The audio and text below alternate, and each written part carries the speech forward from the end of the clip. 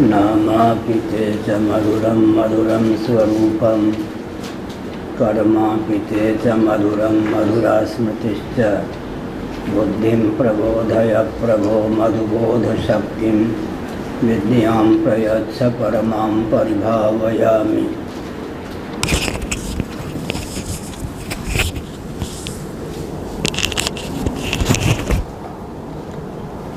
कोमलं कूजयन् वेणुं श्यामलोऽयं कुमारकः वेदवेद्यं परं ब्रह्म भासतां हृदये मम।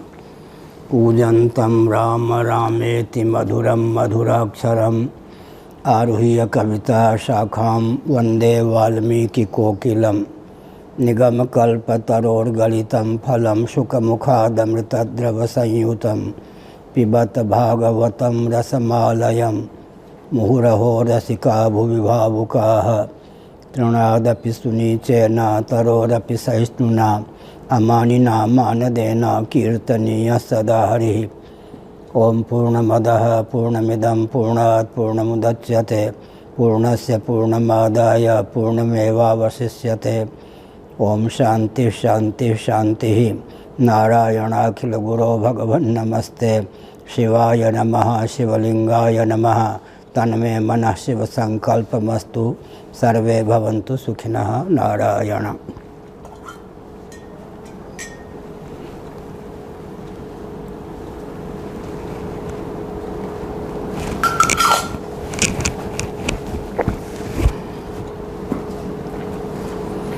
बृहदारण्यक उपनिषद पृष्ठ 86।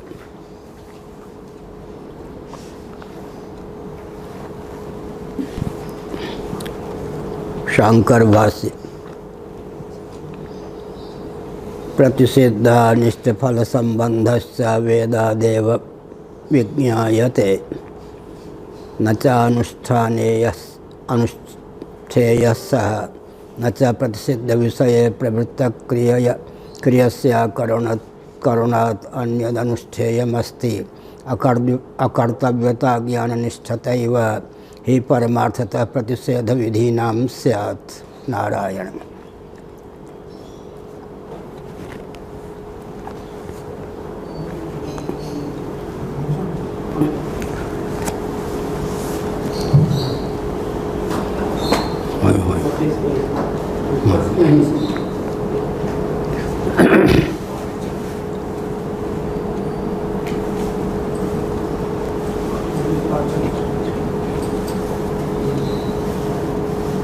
जो ऑपरेशन किया था स्वामी जी का, आपने डॉक्टर साहब जो ऑपरेशन किया क्या हुआ?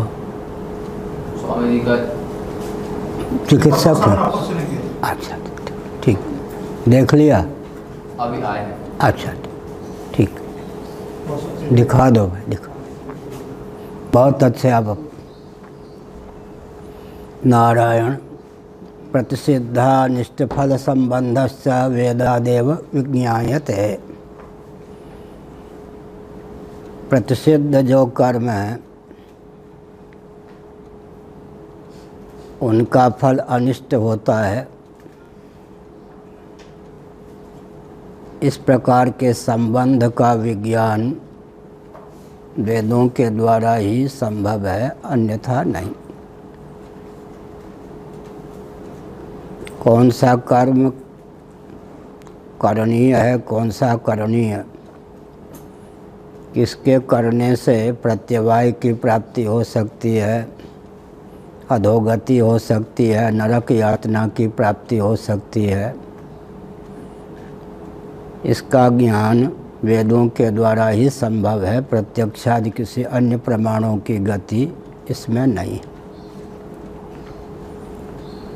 प्रतिषिद्ध जो कर्म है, मांस भक्षण इत्यादि, कलंज भक्षण और जो ब्रह्म हत्या इत्यादि से संपन्न व्यक्ति हैं, उनके अन्न का अग्रहण, निंद्य व्यक्ति के अन्न का ग्रहण भी व्यक्ति के जीवन में अपकर्ष का हेतु बनता है।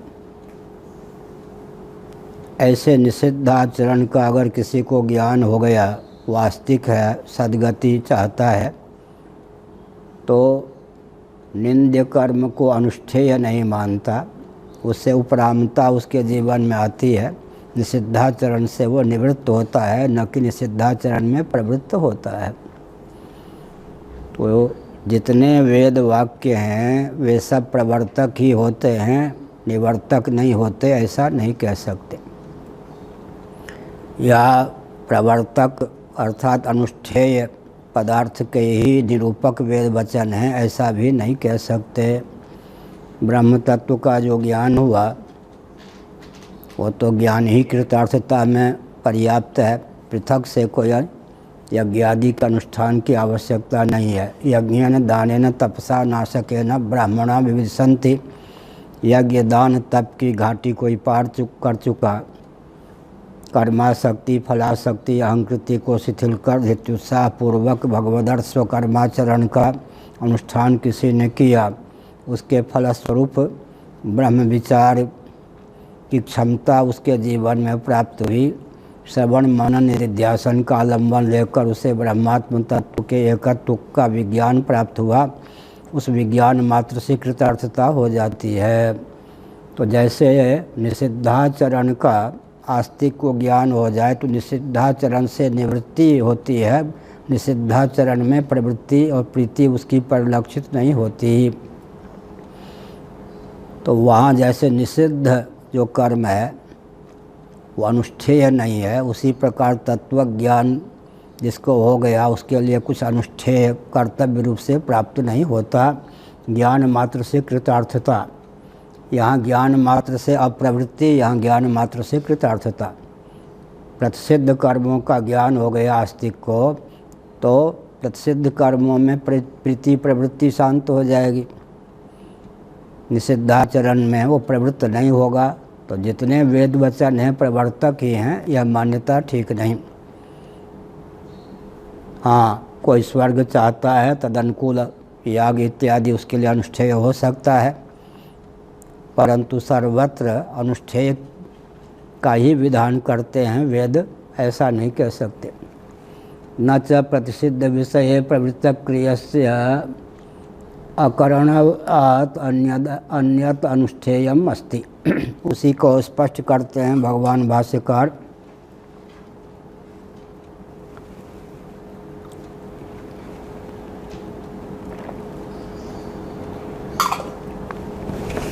कोई प्रसिद्ध विषय में प्रवृत्त है लेकिन उसे पता नहीं है कि यह प्रसिद्ध विषय है, कदाचित उसे प्रतिषिद्धता का ज्ञान हो जाए तो उसके लिए प्रतिषिद्ध आचरण करणीय नहीं होता, बल्कि उसे उपराम हो जाता है। मद्य का सेवन ब्राह्मण न करे, कलंज का भक्षण न करे, दूषित व्यक्तियों के अन्न का ग्रहण न करे। जब इसका ज्ञान हो जाएगा तो जो सद्गति चाहता है, दुर्गति से बचना चाहता है, उस ज्ञान के फलस्वरूप निषिद्धाचरण में उसकी प्रीति प्रवृत्ति नहीं होगी। तो वेद वचन निवर्तक भी होते हैं ना, केवल प्रवर्तक ही नहीं होते। अनुष्ठेय कर्म में प्रवृत्ति परिलक्षित होती है, अनुष्ठेय कर्म का ज्ञान हो जाने पर उससे उपरामता परिलक्षित होती है, और अविक्रिय विज्ञान घन जो ब्रह्मात्म तत्व है उसका बोध हो जाने पर प्रवृत्ति निवृत्ति दोनों से उपरामता हो जाती है। न तस्य कृते नार्थो न कृते नेह कश्चन न चास्य सर्वभूतेषु कश्चिदर्थ व्यपाश्रया। एक विचित्र बात भगवान ने कही, निवृत्ति में भी कोई प्रयोजन है, प्रवृत्ति में भी कोई प्रयोजन है। जिसके जीवन में सकल प्रयोजनों की सिद्धि हो गई, निवृत्ति उसके जीवन में अब स्वभाव सिद्ध है, कर्तव्य रूप से निवृत्ति प्राप्त नहीं है। इसका अर्थ क्या हुआ? यज्ञ दान तप का आलंबन लिया, निष्काम भाव से भगवदर्थ यज्ञ दान तप का अनुष्ठान किया, उसके फलस्वरूप अंतःकरण शुद्ध हो गया। अब वो कर्मों से उपराम हो जाए। किसी ने 10वीं कक्षा पास कर ली, अब 10वीं कक्षा में पढ़ने से उपराम होगा या नहीं? उपरामता भी कर्तव्य है। किसी ने नौका का आलंबन लेकर नदी को पार कर लिया। अब फिर नौका त्याग की भी आवश्यकता है। उचित समय पर प्रवृत्ति, उचित समय तक प्रवृत्ति का निर्वाह, उचित समय पर प्रवृत्ति का परित्याग। उस पार जाना चाहते हैं, जलयान का आलम्बन नहीं लेंगे, नौका का आलम्बन नहीं लेंगे, या तैरना जानते हैं तो तैरने का आलम्बन नहीं लेंगे तो क्या होगा? और मध्य में जाकर ही छलांग लगा लेंगे, नौका से कूद पड़ेंगे तो भी काम नहीं बनेगा। उस पार पहुंचने पर नौका का त्याग नहीं करेंगे तो भी नहीं। उचित समय पर ग्रहण, उचित समय तक निर्वाह, और जब त्याग का अवसर आ जाए तो उचित समय पर परित्याग भी। उदाहरण बहुत बढ़िया है। नौका का ग्रहण भी करना होगा उचित समय तक, चंचलता का परित्याग करके नौका से यात्रा भी करनी होगी, उस पार पहुँच कर फिर नौका का परित्याग भी करना होगा। अब निवृत्ति से भी कोई प्रयोजन नहीं है तत्व का, क्योंकि श्रवण मनन निधिध्यासन, ब्रह्म तत्व के श्रवण मनन निधिध्यासन के लिए समाधि संपन्न व्यक्ति की प्रीति प्रवृत्ति होगी। कहाँ से बोल रहा हूँ? गीता के 6ठे अध्याय से। आरुरुक्षोर मुनेर योगम कर्म कारण मुच्यते, योगारूढ़स्य तस्यैव शमः कारण मुच्यते। आरुरुक्ष माने जिसके जीवन में वह बल और वेग प्राप्त नहीं है कि कामना और कर्म का त्याग कर दे। कदाचित कामना का त्याग हो जाए, कामना शिथिल भी हो जाए तो कर्म का वेग बना रहता है। तो आरुरुक्ष योगारूढ़ होना चाहता है, योगारूढ़ होने के उपयुक्त देहेंद्रिय प्राणांतःकरण में बल प्राप्त नहीं है, उसका नाम हो गया आरुरुक्ष। आरुरुक्ष तो वो क्या करे? बल प्राप्त करने के लिए फिर कर्म करे। क्या अर्थ हुआ? ये जो भारतीय यान होते हैं उसके पायलट संचालक जो होते हैं कप्तान जो होते हैं वो क्या करते हैं? कुछ समय तक अपने यान को, वायुयान को, हेलीकॉप्टर को भूमि पर चलाते हैं। भूमि पर चलाना आवश्यक क्यों है? भूमि के परित्याग का बल और वेग प्राप्त हो यान को, अंतरिक्ष मार्ग से गंतव्य तक यान पहुंच सके ही ना। तो भूमि को छोड़ने के लिए भी भूमि का आलम्बन लेना पड़ता है। अर्थात भूमि को छोड़कर ऊर्ध्वगति यान में आ सके, फिर नभो मार्ग से गंतव्य तक पहुंचने का बल और वेग यान को प्राप्त हो सके। इसलिए अब यहाँ जो भूमि पर यान को चलाना है 2 मिनट 4 मिनट जितनी आवश्यकता है, वो जो है भूमि पर चलाने की भावना से नहीं, भूमि के परित्याग का बल और वेग यान को प्राप्त करने के लिए। तो 2 प्रकार के कर्म होते हैं। आरुरुक्ष कर्तृक जो कर्म होते हैं, जो योगारूढ़ होना चाहता है, कामना और कर्म का वेग इतना शांत हो जाए कि कामना नहीं है, कर्म का वेग भी नहीं है, और मन को हम भगवत तत्व के परिशीलन अनुशीलन में लगाने में समर्थ हो सकें। इस तरह का बल और वेग प्राप्त करने के लिए भी कर्म का आलम्बन है।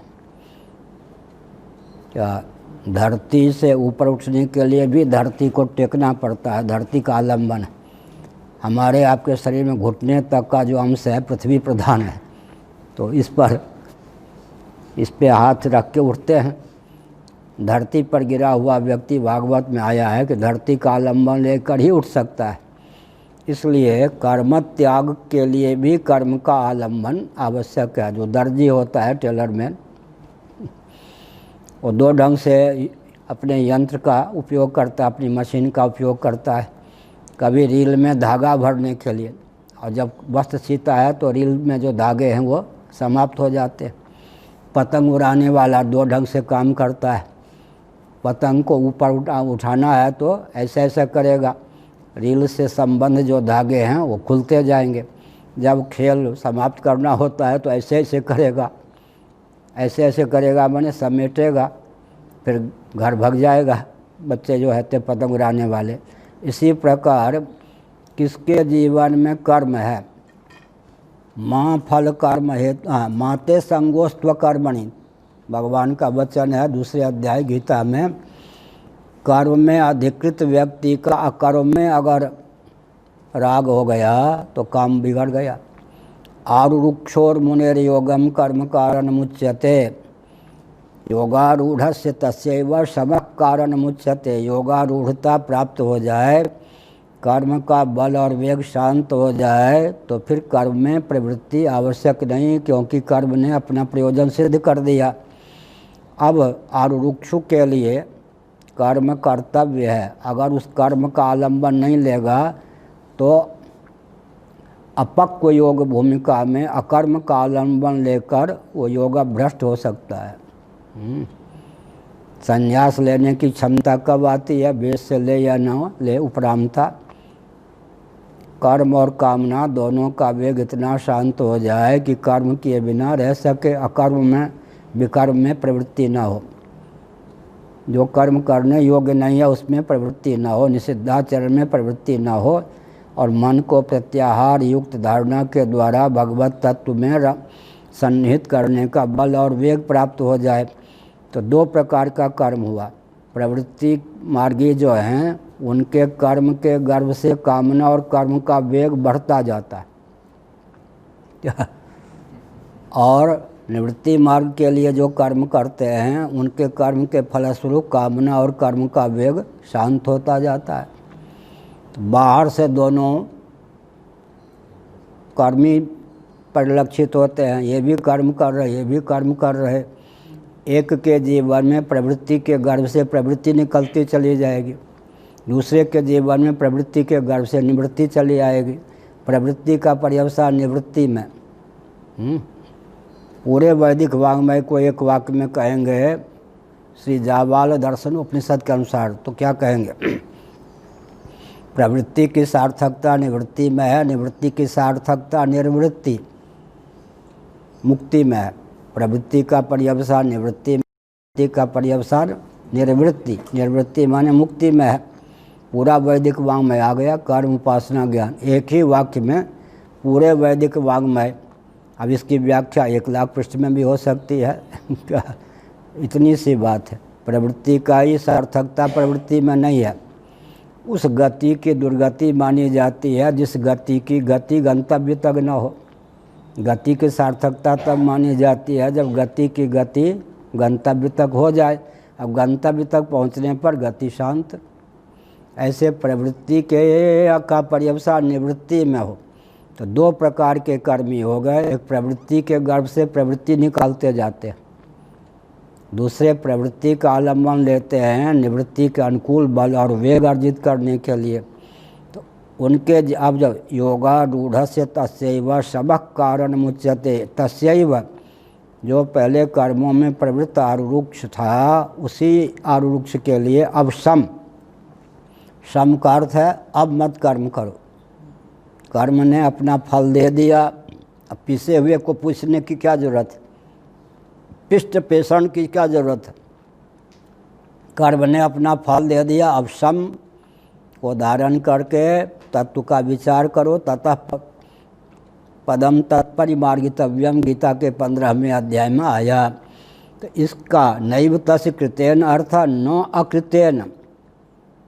साधक का करने से भी प्रयोजन है, न करने से भी प्रयोजन है। तत्वज्ञ का करने से भी प्रयोजन नहीं, न करने से भी प्रयोजन नहीं। फिर वो करे क्या? दो ही तो है, या करो या न करो। लेकिन करने से भी प्रयोजन नहीं, न करने से, तीसरा अध्याय गीता का, नैव तस्य कृतेन अर्थो न कृतेन यह कश्चन न चास्य सर्वभूतेषु कश्चिदर्थ व्यपाश्रयः। मुमुक्षु का करने से भी प्रयोजन है और न करने से भी प्रयोजन है। तत्वज्ञ का न करने से कोई प्रयोजन है, न करने से प्रयोजन है। फिर भगवान शंकराचार्य महाराज ने विचार किया गीता भाष्य में कि आत्मा के अनुरूप कर्मों में प्रवृत्ति है या कर्मों से उपरामता है।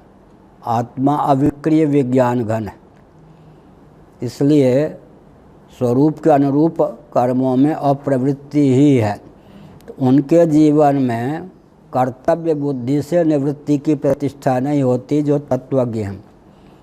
स्वभाव से, अब स्वभाव से उनके जीवन में निवृत्ति की प्रतिष्ठा होती है, कर्तव्य बुद्धि से नहीं। और निवृत्ति से भी उनका कोई प्रयोजन नहीं है, तत्वज्ञान ही हो गया, और प्रवृत्ति से भी कोई प्रयोजन नहीं है। फिर भी उनके जीवन में कदाचित प्रवृत्ति है तो लोक संग्रह के लिए। मेरा देखा देखी सब कर्माधिकारी होते हुए भी अकर्मण्य न बन जाए। यदि ही हम न बढ़तेयम लोक संग्रह में वापि संपश्यन कर तुम अर्हसि। अगर तत्वज्ञ कर्मों में प्रवृत्त होते हैं, दिखाई पड़ते हैं, तो किस लिए? लोक शिक्षण के लिए। मेरे देखा देखी सब अकर्मण्य न बन जाए। और अगर तत्वज्ञ ऋषभदेव जी के जीवन में दोनों बात, पहले शासन भी किया, बाद में अजगर वृत्ति से रहना भी प्रारंभ किया, तो दोनों ही स्थिति तत्वज्ञ के जीवन में अगर कर्म नहीं है तो निवृत्ति मार्ग के जो योगी हैं उनके लिए वो लोक संग्रह हो गया। एक बहुत बढ़िया दंडी स्वामी थे, कानपुर के उस पार उन्नाव जिला में शुक्लागंज है। उन दिनों में वहाँ रहता था नैमिष वालों के आश्रम में। वो दंडी स्वामी वहाँ ठहरे हुए थे। नैमिष वाले महाराज सबको कहते थे लोक संग्रह कीजिए, लोक संग्रह कीजिए, धर्म का प्रचार कीजिए। तो मैं उनके पास गया, वो जो दंडी स्वामी अतिथि होकर ठहरे थे उस आश्रम में, बड़े लाड़ प्यार से बैठाया। मैं तो बच्चा ही था। उन्होंने कहा सुनो, उन दिनों मेरा नाम ध्रुव चैतन्य था। सुनो ध्रुव, हाँ सुनो ध्रुव, नैमिष वाले महाराज नारदानंद सरस्वती जी बार बार कहते हैं, कहलवाते हैं लोक संग्रह कीजिए। तो मैं जो ब्राह्मणों के घर में भिक्षा मांग लेता हूँ और कोई प्रवृत्ति नहीं पालता, तो मुमुक्षुओं के लिए नहीं, और जो प्रौढ़ हैं, योगाभ्यासी हैं, योगारूढ़ जो हो चुके हैं, उनके लिए ये लोक संग्रह है या नहीं? क्या निवृत्ति परायण व्यक्तियों के लिए तो ये लोक संग्रह हो गया ना। उनको देख करके प्रपंच नहीं पालेंगे। तो यह कहना कि जो प्रवृत्ति परायण तत्वज्ञ हैं वही लोक संग्रह करते ये नहीं। निवृत्ति परायण जो तत्वज्ञ हैं उनके द्वारा भी निवृत्ति परायण जिनको होना चाहिए उनको शिक्षा मिलेगी या नहीं। इसलिए यह मत सोचना तुम कि मैं लोक संग्रह नहीं कर रहा हूँ, ये भी मेरा लोक संग्रह है। अब तत्वज्ञ थे या न थे अलग बात है, लेकिन संन्यासोचित जीवन बहुत बढ़िया आदर्श ढंग से व्यतीत करते थे। तो क्या हो गया? न जब क्या कह रहे, कोई कर्म करना नहीं है लेकिन कर्म प्राप्त हो जाए तो कौन सा कर्म प्राप्त हो जाए? भोजन। सबसे बढ़िया काम तो यही है। शरीर यात्रा पिछा तेना प्रसिद्ध कर्मण शारीरम केवलम कर्म कुर्बन नाप्नोति कल विषम। कौन सा कर्म प्राप्त हो जाए? मतलब कर्तव्य दृष्टि से कर्म का निषेध भी नहीं करेगा, मतलब प्राप्त हो जाए तो उसका निषेध नहीं। प्राप्त का मैं उदाहरण पूछ रहा हूँ ना। प्राप्त हो जाए माने भोजन प्राप्त हो जाए, या पढ़ाना प्राप्त हो जाए, या पढ़ना प्राप्त हो जाए, या सरकार के विरोध में खड़ा होना प्राप्त हो जाए। कोई एक उदाहरण तो दीजिए, क्या प्राप्त? हाँ, यही सब उदाहरण है। तो लोक संग्रह ये हो गया, निषेध नहीं है ना लोक संग्रह का। वो भी अकर्म ही है। कर्मण्य कर्मया पश्येद अकर्मणि च कर्मया। अतत्वज्ञ कर्तृक जो अकर्म है उसमें कर्तृत्व बुद्धि शेष है। देखो, मुट्ठी हाथ फैला देना, मुट्ठी फैला देना ये कर्म है या नहीं? ऐसे कर लेना भी कर्म है या नहीं? मैं नहीं करता, तुम क्या करोगे? ये भी कर्म हो गया। अहंकार पूर्वक अगर निवृत्ति है तो वो भी प्रवृत्ति ही है। इसलिए जो तत्वज्ञ नहीं है उसके जीवन में बाहर से कर्म दिखता है तो कर्म है ही, बाहर से अकर्म दिखता है तो वो भी कर्म है, क्योंकि कर्तृत्व बुद्धि पूर्वक सांस लेना भी कर्म है। क्या हाथ पर हाथ रख कर बैठना भी कर्म है। ये मत समझिए कि कर्तृत्व बुद्धि शेष है और तात्विक अकर्म की प्रतिष्ठा है। कर्मण्य कर्मया पश्येत अकर्मणि च कर्मया कर्मणि अकर्मया पश्येत। तत्वज्ञ के जीवन में बाहर से अगर कर्म परिलक्षित होता है तो भी अकर्म है, और तत्वज्ञ के जीवन में बाहर से अगर अकर्म परिलक्षित होता है तो भी कर्म है। कर्तृत्व बुद्धि पर्यंत कर्म की स्थिति है। अब ऐसे कर्म के दो भेद हो जाते हैं, एक आरूढ़ कर्तृक कर्म, एक योगारूढ़। तत्वज्ञ नहीं हुआ है लेकिन वो श्रवण मनन निधिध्यासन के लिए कर्म नहीं कर रहा है तो समाधि रूप कर्म है उसके जीवन में। क्या वो उसका निवृत्ति से प्रयोजन शेष है, निवृत्ति से जब प्रयोजन शेष है तब तक क्या है, जीवत्व है। इसलिए उसके जीवन में गीता का 18वें अध्याय के अनुसार ब्राह्मण के कर्म सम हैं या नहीं, ज्ञान विज्ञान है या नहीं। तो कर्म के दो भेद हो गए, निवृत्ति रूप कर्म उसके जीवन में प्राप्त, समाधि निवृत्ति रूप कर्म प्राप्त है उसको। इनको जो है यज्ञादि प्रवृत्ति रूप कर्म प्राप्त है। तो कर्म के भी दो भेद हो गए ना, ब्रह्म कर्म स्वभावजम, ब्रह्म कर्म स्वभावजम, निवृत्ति भी कर्म है। सम दम उपरति तितिक्षा श्रद्धा समाधान, यह निवृत्ति परक कर्म है। और यज्ञ दान तप इत्यादि क्या है, प्रवृत्ति परक कर्म है। तो कर्म के दो भेद हो गए ना। न च प्रतिषिद्ध विषये प्रवृत्त क्रियास्या करणात् अन्यदनुष्ठेयमस्ति।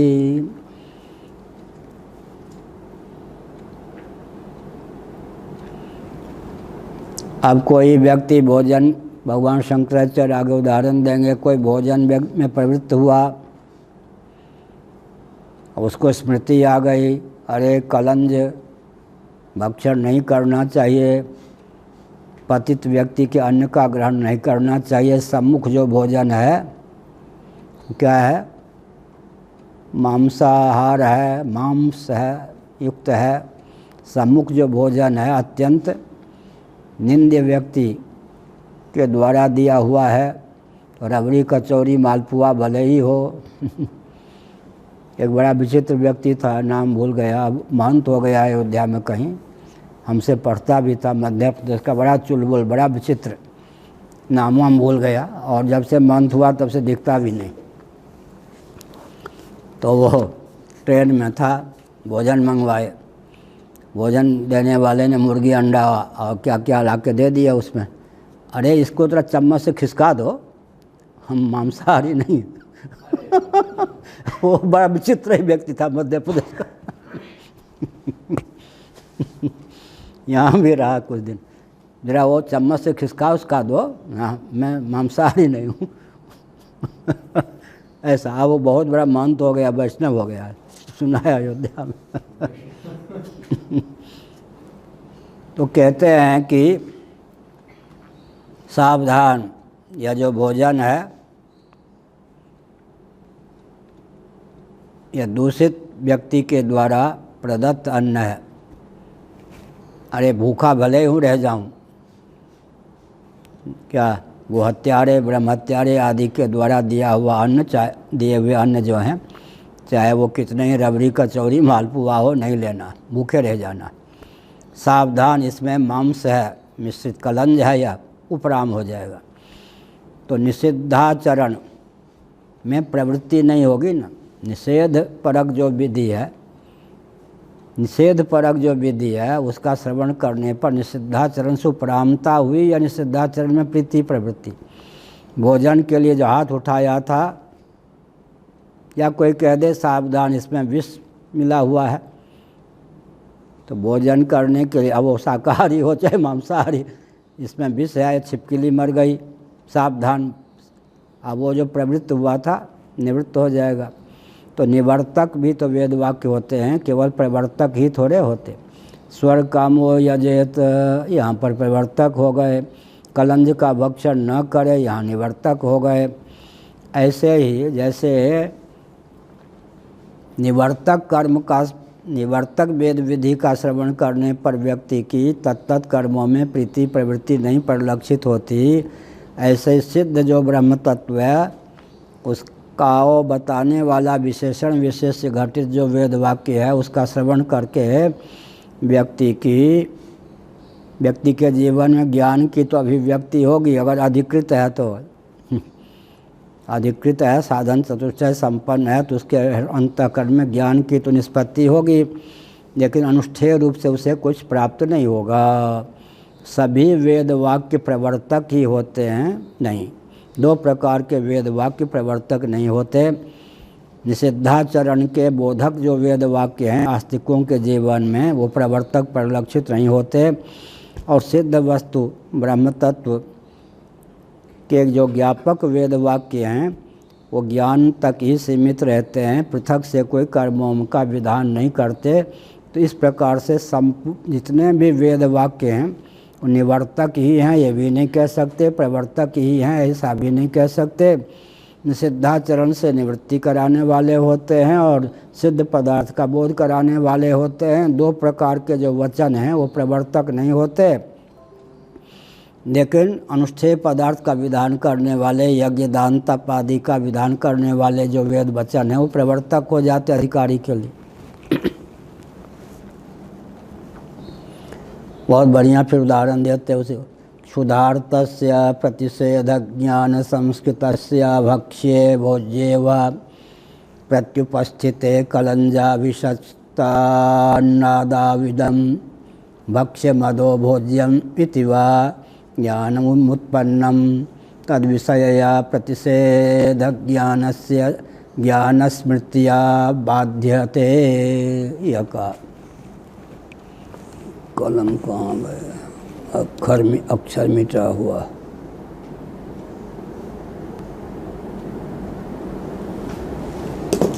नारायण।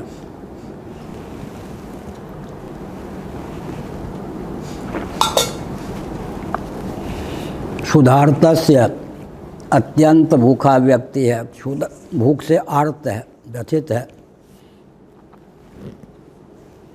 प्रतिषेध ज्ञान संस्कृतस्य, लेकिन अत्यंत भूखा होने पर भी प्रतिषेधक ज्ञान से सुसंस्कृत उसका जीवन है। प्रतिषेधक ज्ञान से सुसंस्कृत उसका जीवन है, माने वेद आदि शास्त्रों ने जिन कर्मों का जिसके लिए निषेध किया है उसके प्रति, उन कर्मों के प्रति आस्था है। निषिद्धाचरण करने पर प्रत्यवाय की दुर्गति की प्राप्ति होगी, इस बात को अच्छी प्रकार समझता है, निष्ठा है, सुसंस्कृत है ऐसा। प्रतिषेधक ज्ञान, नहीं तो वही मुर्गी अंडा थोड़ा खिसका दो वाली बात हो जाएगी। खूब हंसता हंसाता था, विचित्र ही था वो। प्रतिषेधक ज्ञान संस्कृतस्य अभक्ष्ये अभोज्ये वा, जो अभक्ष्य है अथवा अभोज्य है, पाँचवीं छठी टिप्पणी में दोनों में क्या अंतर है। यह अभक्ष्य माने कलंजे और अभोज्य माने अविशस्तान्न इति यथाक्रमम। भगवान शंकराचार्य ने जो उदाहरण दिया है क्रमशः, डिसऑर्डर नहीं है। हाँ, जय स्वामी कहा करते थे ये पुराने लेखक डिसऑर्डर कर देते हैं, क्रम से नहीं लिखते। तो यहाँ भगवान शंकराचार्य ने कलंजा विशस्तात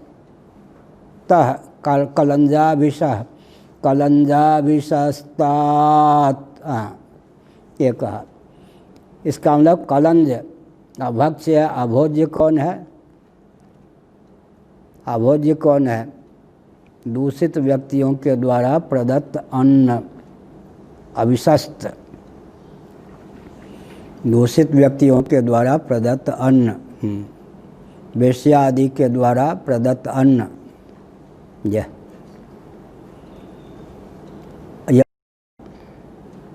गोहत्या का काम करता हो, ब्रह्मत्यारा हो, गोहत्यारा हो, इस प्रकार से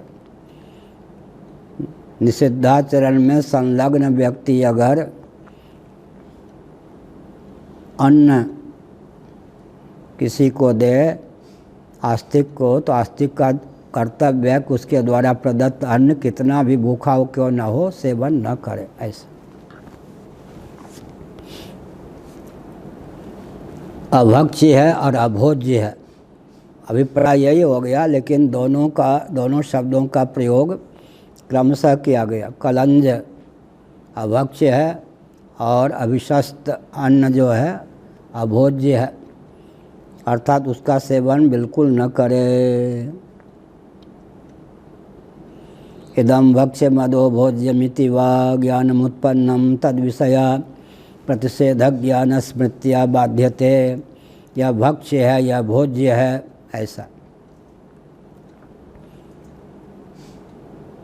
लेकिन प्रतिषिद्ध का ज्ञान हो गया, ज्ञान तो पहले से स्मृति जगाई। अरे ये तो मैंने पढ़ा था कि कलंज भक्षण नहीं करना चाहिए, दूषित व्यक्तियों के द्वारा प्रदत्त अन्न नहीं ग्रहण करना चाहिए। अब बड़ी विचित्र बात है, ये कोरोना है या नहीं? दूषित व्यक्ति है, ब्रह्महत्या इत्यादि निषिद्धाचरण से संपन्न व्यक्ति है।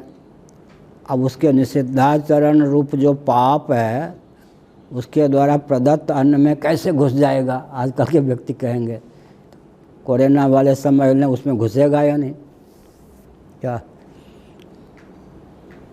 कुष्ठ रोगी नहीं है वो, बड़ा भव्य है, सुंदर है, गोरा चट्टा है, लेकिन जिस ढंग से उसने अन्न का संग्रह किया है, द्रव्य का संग्रह किया है, ऐसे व्यक्ति के द्वारा जो प्रदत्त अन्न है उसके अन्न का सेवन करेंगे तो उसके जीवन में जो कलमश है, पाप है, वो अन्न के माध्यम से हमारे जीवन में भी प्रवेश होगा या नहीं? प्रविष्ट हो जाएगा पाप। तो हमारे यहाँ तो छुआछूत का इतना ध्यान है क्या? भले ही ब्राह्मण ने बहुत उत्तम ढंग से भोजन बनाया हो, वो कोई दूषित पदार्थ उसमें विष इत्यादि ना हो, धतूरा इत्यादि का योग ना हो, सुपाच्य भी हो, स्वादिष्ट भी हो, शास्त्र सम्मत भी हो। 2-3 गुण चाहिए ना, अन्न में कितने गुण चाहिए? शास्त्र सम्मत हो पहला गुण, दूसरा क्या है? सुपाच्य हो, तीसरा और क्या कहना? स्वादिष्ट भी हो। शास्त्र सम्मत है। कहाँ? वहाँ शास्त्र सम्मत नहीं है कलंज में, यहाँ उसने मालपुआ परोसे, रबड़ी पहुँचे, कचौड़ी पहुँचे, ये सब। हाँ, मथुरा में अभी अब पेड़े को छोड़ के कचौड़ी पे इतने लोग लट्टू हो रहे हैं। ठेले आदि के अखबार में आया, ठेले आदि के माध्यम से कचौड़ी वाले अब लोग परवाह नहीं करते हैं, घर से कूद पड़ते हैं लेने के लिए कचौड़ी, भले ही कोरोना के चपेट में आ जाए। समाचार पत्र में आया। तो मान लो खाद्य पदार्थ है, को पेड़ा है या क्या है, कचौड़ी है, लेकिन शास्त्र सम्मत भी अन्न है एक दृष्टि से, यानी अभक्ष्य भोजन नहीं है वो। इसलिए 2 ढंग से कहा ना भगवान ने, शंकराचार्य ने 2 ढंग से कहा, अभक्ष्य और अभोज्य। अभक्ष्य नहीं है, मांस इत्यादि नहीं है, लेकिन जिसके द्वारा ये अन्न दिया गया है, जिसके द्रव्य से ये अन्न प्राप्त हुआ है, वो अन्न क्या है? वो व्यक्ति जिसके द्वारा ये अन्न प्राप्त हुआ है वो व्यक्ति क्या है? कलमश युक्त है, पाप युक्त है। उसने जो धन कमाया है अत्यंत निकृष्ट विधा से, ऐसी स्थिति में उसके जीवन में जो अधर्म है उसके अन्न में भी उस अधर्म का संश्लेष है। उसका सेवन करने पर व्यक्ति के जीवन में अधर्म का प्रवेश हुए बिना नहीं रह सकता, भले ही स्वयं अधर्मात्मा ना हो। यह इतना सूक्ष्म आजकल तो बड़ा कठिन, इसलिए हम लोग रूखी रोटी, माने यहाँ कोई भूखे नहीं मर रहे, भगवान कृपा है। हम रोज़ सोचते हैं कि पूछते भी नहीं, कुछ है रुपये बैंक आदि में नहीं, कब तक ये चलेगा रोग, तब तक कोई ऐसी तो स्थिति नहीं होगी, सब भूखे रहेंगे। लेकिन किसी 1 रुपये में भी किसी का हाय यहाँ नहीं है। क्या? एक दाने में 1 रुपये में भी किसी गलत व्यक्ति के किसी को सता कर नहीं, और किसी दूषित व्यक्ति के अन्न का हमारे यहाँ सन्निवेश नहीं है। बहुत अच्छा, इसीलिए सब प्रसन्न हैं, राम राज्य है, कोई किसी के प्रति द्वेष नहीं रखता, राग नहीं, सब के सब, कोई किसी की टांग नहीं खींचते। तो ये कहा तो उस भूखा वाला ही व्यक्ति हो, लेकिन कलंज भक्षण में उसकी प्रीति प्रवृत्ति नहीं हो सकती।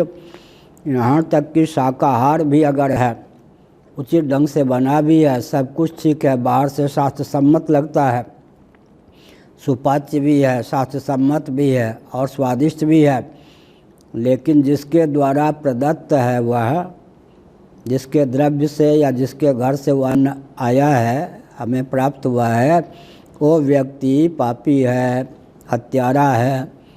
तो इसका अर्थ है वह सामान्य रीति से शास्त्र सम्मत होने पर भी शास्त्र का जो सूक्ष्म विवेक है उसके अनुसार वह अन्न शास्त्र सम्मत नहीं है, ग्रहण नहीं करना चाहिए, क्योंकि पापी के द्वारा दिया हुआ अन्न है। पापी के अन्न में भी पाप का सन्निवेश होता है।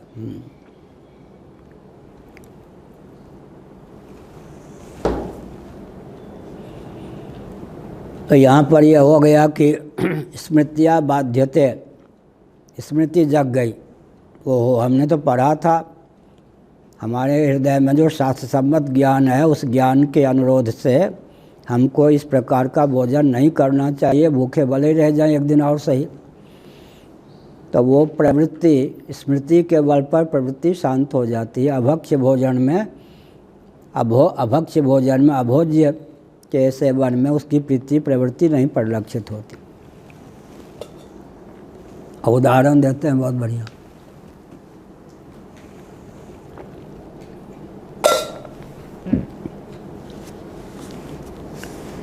मृग तृष्णिकायामेव पेय ज्ञानम तद्विषयाथात्म्य विज्ञानेन तस्मिन् बाधिते स्वाभाविक विपरीत ज्ञाने अनर्थकारी तद्भक्षणं भोजन प्रवृत्तिर्न भवति। यह हुआ मृग तृष्णिकायामेव पेय ज्ञानम। अरे तुम जिस जल को पीकर प्यास बुझाने की भावना रखते हो, जिधर तुम द्रुत गति से चल रहे हो कि पानी है, पानी पीकर प्यास बुझाऊंगा, वो तो मृग तृष्णिका है, मरुजल है, सचमुच में जल नहीं है। आर्ष व्यक्ति के द्वारा, विश्वस्त व्यक्ति के द्वारा अगर इस प्रकार का वचन सुनने को मिल गया तो क्या हुआ? पेय बुद्धि उसमें नहीं रहेगी, क्योंकि वो जो पेय बुद्धि थी अवास्तविक थी ना। तो वास्तव विज्ञान के द्वारा अवास्तव विज्ञान का बाध हो गया, या निरीक्षण परीक्षण के द्वारा। मृग तृष्णिका क्यों कहते हैं? मृग की मूर्खता को द्योतित करने के लिए। यहाँ एक फरलांग दूर उसको मरुस्थल जो है सूर्य या चंद्रमा की रश्मि के योग से जल के रूप में परिलक्षित हो रहा है। तो फिर क्या हुआ? एक फरलांग दूर हो गया, वहाँ देखा कि पहले एक फरलांग पहले से तो जल दिखाई पड़ रहा था, यहाँ जल नहीं है। तो समझदार व्यक्ति वहीं शिक्षा ले लेगा। ऐसे ही आगे दूर देश में जो जल दिखाई पड़ रहा है वो भी जल नहीं है, उपराम हो जाएगा। मृग यह निर्णय नहीं कर पाता, अच्छा यहाँ न सही आगे तो है ही, यहाँ न सही आगे तो है ही। वो प्यास से व्याकुल होकर और तप्त भूमि में दौड़ता दौड़ता बस गिर पड़ता, मर जाता है। इसलिए उसकी मूर्खता का द्योतन करने के लिए मृग तृष्णिका कहते हैं। मृग तृष्णिकायामेव पेय ज्ञानम तद्विषयाथात्म विज्ञानेन। पेय बुद्धि जो थी याथात्मक विज्ञान से, याथात्म्य अर्थात यह मरु है, जल नहीं है। त्रैकाल जल नाही जहाँ, विनय पत्रिका में तुलसीदास जी ने लिखा। तो फिर क्या हुआ? तस्मिन् बाधिते, मरु विज्ञान से जैसे मरुजल का बाध हो ही जाता है, ठीक इसी प्रकार से क्या होगा? अभक्ष्य अभोज्य के विज्ञान से शास्त्र के द्वारा सुसंस्कृत जो व्यक्ति है उसकी क्या भोज्य बुद्धि और भक्ष्य बुद्धि निवृत्त हो जाती है। यह अभक्ष्य है या भोज्य है, इसका ज्ञान होने पर सुसंस्कृत जो व्यक्ति है उस प्रकार के अन्न में भक्ष्य बुद्धि भोज्य बुद्धि नहीं रह जाती, जैसे कि मरुजल में पेय बुद्धि नहीं रह जाती। मरुकाल विज्ञान होने पर यह अभिप्राय।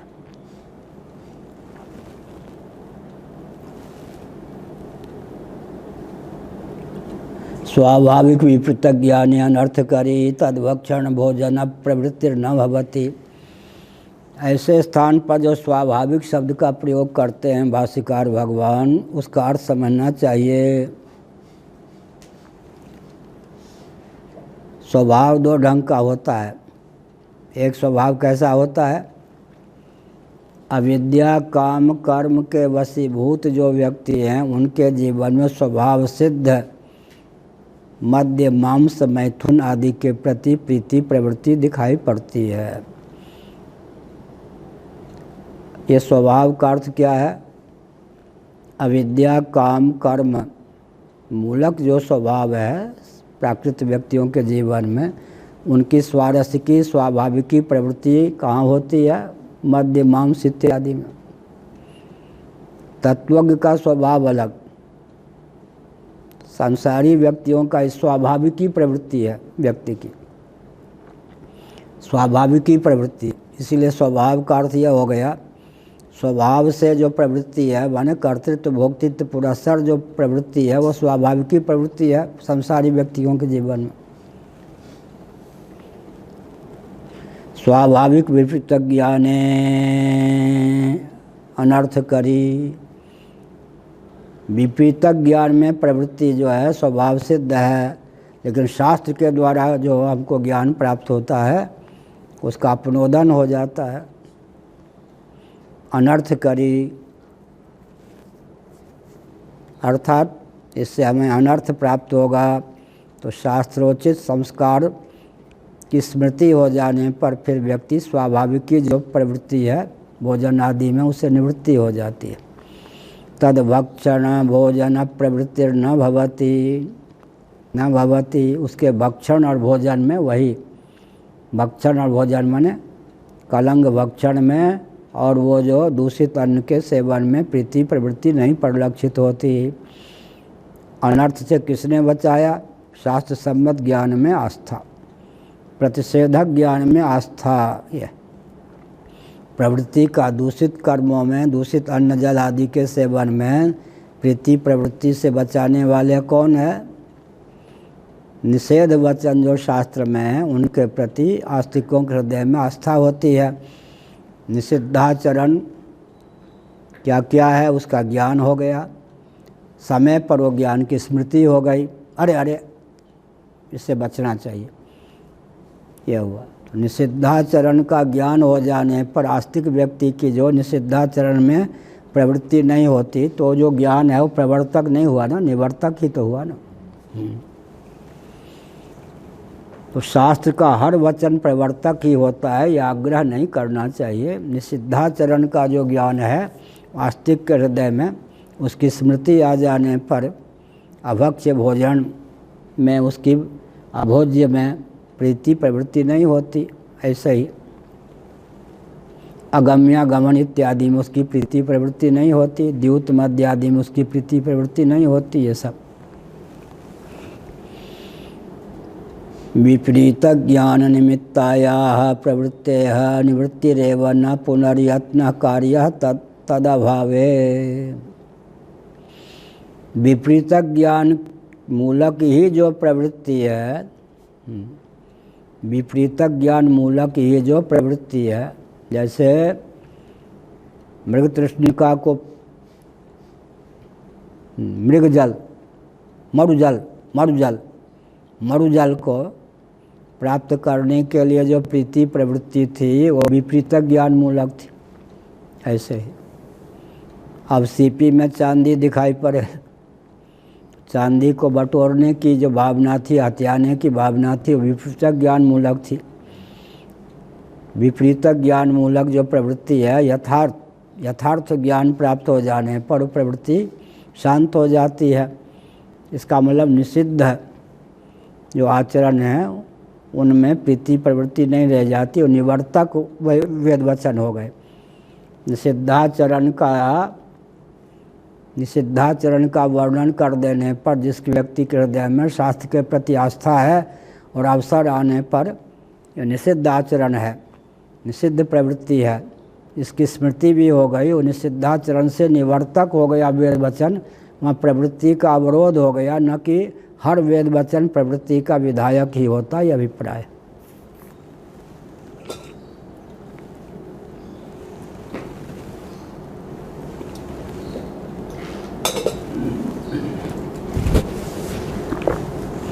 पूज्य गुरुदेव कहते थे एक महात्मा का नाम लेकर सब जाति के यहाँ भिक्षा मांगते थे और जो परहेज करते थे उनको ये रोटी है, रोटी इसमें कहाँ से घुस गया वो, देखते रोटी में देखो, सूक्ष्म वीक्षण से देखोगे कैसे इसमें कौन घुस गया वैसे रोटी हाथ में लेकर जिनका कुछ नियम था, अमुक घर का अन्न लें, अमुक घर का नाम ना, अब तो नाम लेना भी कठिन है, उनको चिढ़ाने के लिए कहते थे ये देखो अमुक के घर से रोटी लाओ, यहाँ पर वो घुस गया क्या, मैं पापी के घर से रोटी लेके आया हूँ, कोई कहे इसमें पाप घुस गया क्या, छूत रोगी के घर से रोटी लाया हूँ, इसमें क्या वो रोग घुस गया। ऐसे ही जिनका अन्न ब्राह्मण आदि को सेवन नहीं करना चाहिए, एक बहुत विचित्र बात,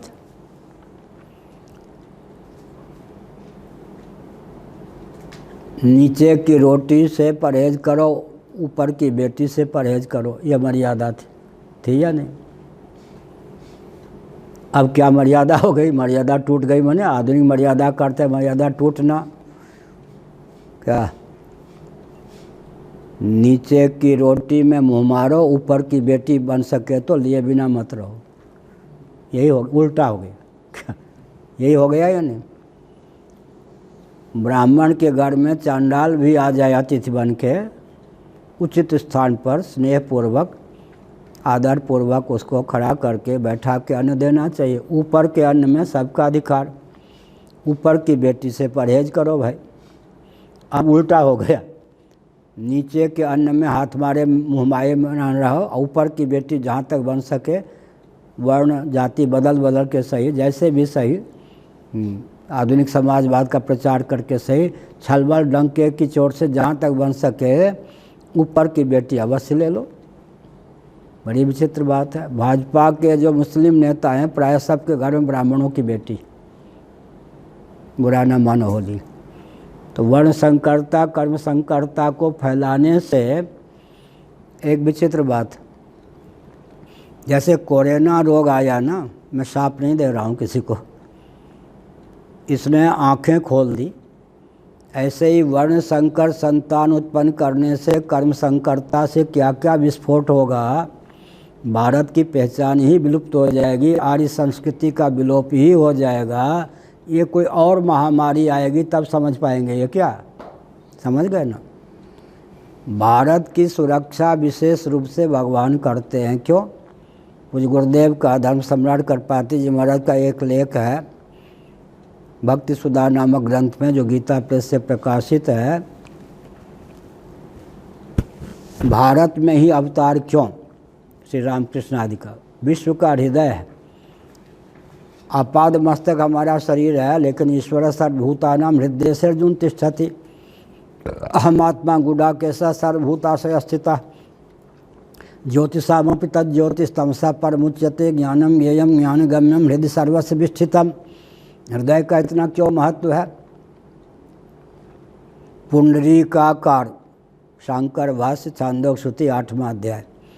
पुंडरीक माने कमल, पुंडरीकाकार रक्त मांस पिंड जो स्थूल शरीर का भाग है हृदय वाला, पुंडरीकाकार रक्त मांस पिंड हृदय का जो है, उसमें जो सुशिर छेद है, आकाश आकाश बराबर नहीं, पुंडरीकाकार रक्त मांस पिंड हृदय, उसमें जो छेद है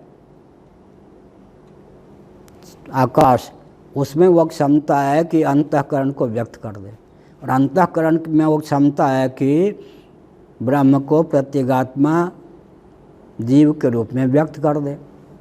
ये हुआ। तो सब जगह के आकाश में वो क्षमता नहीं है। पुंडरीकाकार हृत कमल, पुंडरीकाकार जो रक्त मांस पिंड है, उसमें जो सुशिर छेद है, उसमें वो क्षमता है कि वो अंतःकरण को, मन बुद्धि चित्त अहंकार को अभिव्यक्त कर दे। और जहाँ अंतःकरण व्यक्त होता है वहाँ प्रत्यगात्म तत्व जीवात्मा के रूप में व्यक्त हो जाता है। तो सब पूरे शरीर में क्षमता थोड़े है।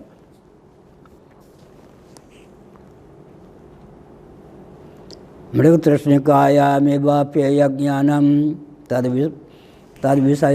विषय याथात्म विज्ञानेन तस्मिन् बाधिते स्वाभाविक विपरीत ज्ञाने अनर्थकरी तद भक्षण भोजन प्रवृत्तिर्न भवति। ऐसे ही मृग जल, ये मरुजल में मरुजल बुद्धि हो जाने पर, विपरीत बोध का निवारण हो जाने पर, जैसे मरुजल के पीने की भावना नहीं रह जाती, भले ही कोई कितना प्यासा क्यों ना हो, उसी प्रकार शास्त्रोचित संस्कार जिसके जीवन में प्रतिष्ठित है, अभक्ष्य भोजन, अभोज्य अभक्ष्य भोजन में उसकी प्रीति प्रवृत्ति नहीं होती, क्योंकि ऐन मौके पर, ठीक अवसर पर शास्त्रजन्य विज्ञान का संस्कार उद्बुद्ध हो जाता है। यह उसके बल पर वो, तो ऐसा जो ज्ञान है या ज्ञान संस्कार स्मृति रूप में व्यक्त हो, स्मृति को भी तो ज्ञान कहते हैं, ऐसा जो ज्ञान है वो निवर्तक ही है ना, प्रवर्तक नहीं है। ऐसी जो स्मृति है वो क्या करेगी, अभक्ष्य अभोज्य पदार्थ के सेवन से उपराम कर देगी व्यक्ति को। विपरीत ज्ञान निमित्तायाः प्रवृत्तिर्निवृत्तिरेव न पुनर्यत्नः कार्यः तदभावे। विपरीत ज्ञान निमित्तायाः प्रवृत्तयः, जिस प्रवृत्ति के मूल में विपरीत ज्ञान ही सन्निहित है। जो संसारी व्यक्ति हैं, शास्त्र सम्मत कर्म भी करें तो भी विपरीत ज्ञान मूलक ही उनका कर्म है या नहीं। अविहित नहीं, विहित भी आगे आएगा। जब तक स्वयं को कर्ता भोक्ता मानते हैं तब तक निषिद्धाचरण में प्रीति प्रवृत्ति तो निषिद्ध है ही, लेकिन विहित जो आचरण करते हैं वो भी विपरीत ज्ञान मूलक है या नहीं। स्वयं को कर्ता भोक्ता विक्री विज्ञान स्वरूप न समझ के कर्ता भोक्ता समझते हैं। तत्रैवं सति कर्तारम् आत्मानं केवलम तु यः न स पश्यति दुर्मति। भगवान ने कहा दुर्मति। अधिष्ठानम तथा कर्ता करुणम च पृथक विधम विविधा से पृथक चेष्टा दैवं चैवात पंचवम तत्रैवं सति कर्तारम् आत्मानं। यहाँ पर एक प्रकार का अर्थ यह होता है, 5 व्यक्तियों के पूंजी लगने पर कोई एक व्यापार होता है, उसमें कोई एक व्यक्ति जिसकी पूंजी लगी है वही स्वामी मान ले अपने को, तो अनुचित है। इसी प्रकार जब कर्म के 5 हेतु हैं तो उसमें कर्ता भी एक हेतु है। कर्ता समग्र श्रेय अपने को ही ले दे तो अनुचित है। लेकिन वास्तविक अर्थ क्या है, ये भी अर्थ है। वास्तविक अर्थ क्या है, 5 हेतुओं में प्रत्यगात्मा सचमुच में एक भी हेतु नहीं है। देहस्त्वचित पुरुषोयम सुपर्णः नहीं कर्म मूलम, कलम ने कहा था। श्रीमद्भागवत 11 स्कंध भिक्षु गीतम अध्याय 23। देहस्त्वचित पुरुषोयम सुपर्णः नहीं कर्म मूलम। ये हाँ बढ़िया, रात में सोते हो दिन में जगते हो।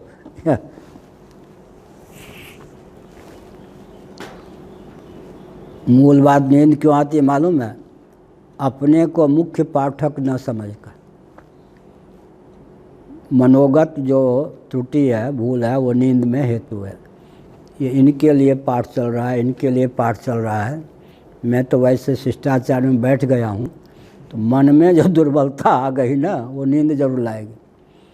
मेरे लिए पाठ चल रहा है, मैं भी मुख्य श्रोताओं में हूँ, कोई गौण नहीं हूँ, शिष्टाचार में ही नहीं बैठा हूँ। ये बुद्धि रहेगी तो नींद नहीं आएगी। ये पाठ जो है वो ब्रह्मानंद जी के लिए चल रहा है, ऋषिकेश जी के लिए चल रहा है, तो नींद तो आएगी। वो मन की दुर्बलता सुला देगी। जागरूक क्यों नहीं? जागरूक इसलिए नहीं कि ये पाठ तो वास्तव में मुझे समझ में आता नहीं, तो मेरे लिए तो है ही नहीं। बैठना जरूर है। इसीलिए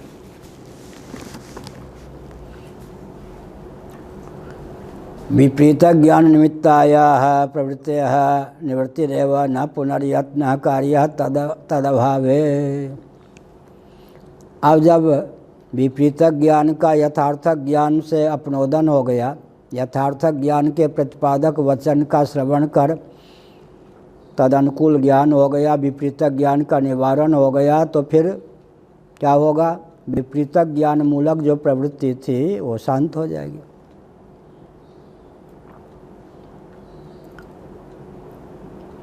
कभी कभी निवृत्ति भी शांत हो जाती है।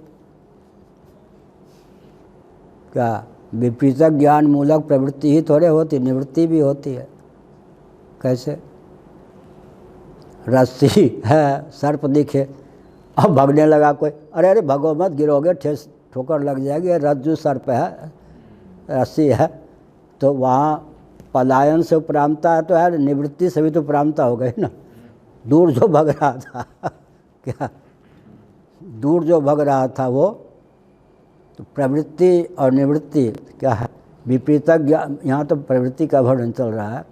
विपरीत ज्ञान मूलक जो प्रवृत्ति है, यथार्थ ज्ञान हो जाने पर उसकी निवृत्ति जैसे हो जाती है, विपरीत ज्ञान मूलक जो निवृत्ति है, उदाहरण युद्ध से निवृत्ति किनकी? अर्जुन की हो रही थी या नहीं? अशोक जी की तो हो ही गई, वो पटना वाले अशोक नहीं। इन हाँ वो पटना के, अरे राम रे, तब तो ठीक है फिर। मगध के तो क्या सार निकला? विपरीत ज्ञान मूलक प्रवृत्ति हो चाहे निवृत्ति हो, यथार्थ ज्ञान से दोनों की निवृत्ति हो जाती। क्या? प्रवृत्ति से भी निवृत्ति से भी। अर्जुन की निवृत्ति किससे हो रही थी? विपरीत ज्ञान के कारण छात्र धर्म से जो उपरामता हो रही थी, तो कोई कोई प्रवृत्ति भी बढ़िया है। क्या? छात्र धर्म में प्रवृत्ति हो गई तो वो जो छात्र धर्म से उपरामता हो रही थी, उस निवृत्ति के ऊपर ये प्रवृत्ति बलिहारी है, प्रवृत्ति का बल अधिक हुआ या नहीं? विपरीत ज्ञान मूलक संन्यास में जो प्रवृत्ति हो रही थी, तुम क्षत्रिय हो, इस ज्ञान है तो देहात्मवाद, लेकिन क्षत्रिय होने के कारण क्षत्रियोचित कर्म में जो प्रवृत्ति हो गई, एक प्रकार से वो प्रवृत्ति यथार्थ ज्ञान मूलक है या नहीं? यथार्थ ज्ञान मूलक है। ऐसे और निवृत्ति जो थी वो विपरीत ज्ञान मूलक थी। कभी कभी निवृत्ति भी विपरीत ज्ञान मूलक होती है, अधिकांश प्रवृत्ति भी विपरीत ज्ञान मूलक होती है। यथार्थ ज्ञान से विपरीत ज्ञान मूलक निवृत्ति की भी निवृत्ति हो जाती है और प्रवृत्ति की भी निवृत्ति हो जाती है।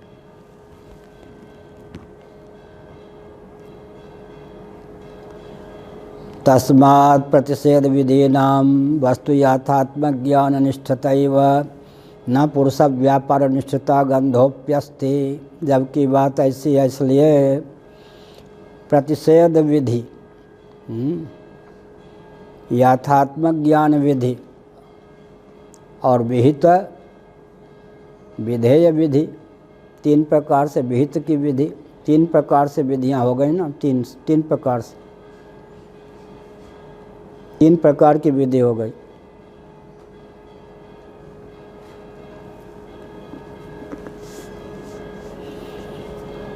तस्मात् प्रतिषेध विधीनां वस्तु यथात्मक ज्ञान निष्ठतैव। जो प्रतिषेध विधियां हैं वस्तु यथात्मक ज्ञान निष्ठ हैं, अर्थात कलंज आदि के सेवन से जो उपरामता है वहाँ पर प्रतिषेध विधि जन्य है या नहीं, तो वास्तविक ज्ञान है। न पुरुष व्यापार निष्ठता गंधोप्यस्ति, उसमें पुरुष व्यापार निष्ठता नहीं है। इसका मतलब क्या है, निषिद्धाचरण में फिर व्यक्ति की प्रीति प्रवृत्ति नहीं परिलक्षित होती। शास्त्र सम्मत निषेध का ज्ञान हो जाने पर शास्त्र में आस्था जिसकी है, फिर कलंज भक्षण आदि में उसकी प्रीति प्रवृत्ति नहीं परिलक्षित होती, यह अभिप्राय है। विपरीत ज्ञान मूलक जो प्रवृत्ति है, यथार्थ विज्ञान के बल पर क्या होता है, उसका निवारण हो जाता, प्नोदन या निरसन हो जाता है। पथेहापि परमात्मादि, यहाँ पर भी आदि जोड़ दिया, ईश्वर प्रकृति आदि। परमात्मादि याथात्मक ज्ञान विधिनाम, याथात्मक ज्ञान, निषेधक ज्ञान और विहितक ज्ञान। विधि तीन प्रकार के हो गए। स्वर्ग साधन रूप अनुष्ठेय, अनुष्ठेय का विज्ञान भी हो गया, निषिद्ध का ज्ञान भी हो गया और परमात्म तत्व का ज्ञान भी हो गया। तीन प्रकार की विधि है, तीन प्रकार का ज्ञान। उसमें एक प्रकार की जो विधि है उसमें प्रवृत्ति होती है यज्ञादि में। दो प्रकार की जो विधि है वो निवृत्ति परक। निषिद्ध आचरण में प्रवृत्ति नहीं होगी, निषिद्ध आचरण से निवृत्ति हो जाएगी, ऐसे ही। और ब्रह्म ज्ञान होने पर कोई वो अग्निहोत्र आदि में प्रवृत्ति नहीं होगी। तो दो प्रवृत्ति के बाधक ज्ञान है और एक जो है प्रवृत्ति के संपादक ज्ञान। तीन प्रकार की विधियां हैं। तथेहापि परमात्मादि यथात्मक ज्ञान विधि नाम, परमात्मा ईश्वर ऐसे ही।